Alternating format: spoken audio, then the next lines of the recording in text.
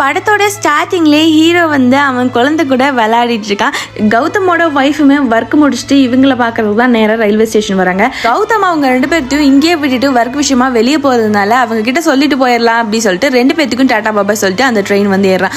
அதே ட்ரெயின்குள்ளே தான் இன்னொரு பொண்ணை காட்டுறாங்க. பயங்கரமாக அழுதுட்டு இருக்கா. அவளோட மேரேஜ் லைஃப் வந்து சுத்தமாக சரியில்லை அப்படின்னு சொல்லிட்டு எல்லாரும் நம்மளை பார்க்குறாங்க அப்படின்னு சொல்லி அவளும் அழுகையை கண்ட்ரோல் பண்ணிட்டு அன்றைக்கி நைட் ஃபுல்லாக அப்படியே போகுது.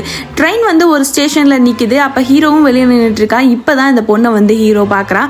பார்த்த உடனே 2 பேரும் ஷாக். இப்போதான் தெரியுது ஹீரோவோட எக்ஸ் லவர் தான் இவங்க அப்படி சொல்லிட்டு ஹீரோவுமே அந்த பொண்ணு கிட்ட பேசிட்டே போயிட்டு இருக்கான். இப்படி ஒரு சிச்சுவேஷன்ல உன்னை பார்ப்பேன் அப்படின்னு சொல்லி நான் நினைச்சு கூட பார்க்கல அப்படி சொல்லிட்டு ட்ரெயினுமே கிளம்புது. 2 பேரும் ட்ரெயினும் ஏறுறாங்க. கொஞ்ச நேரம் நின்று பேசிட்டு இருக்கப்பவே அங்கே டிடிஆர் வந்து இங்கெல்லாம் நிற்காதீங்க கிளம்புங்கன்னு சொன்னதோ 2 பேரும் அவங்கவுங்க பர்த்துக்கு வந்து போயிடுறாங்க.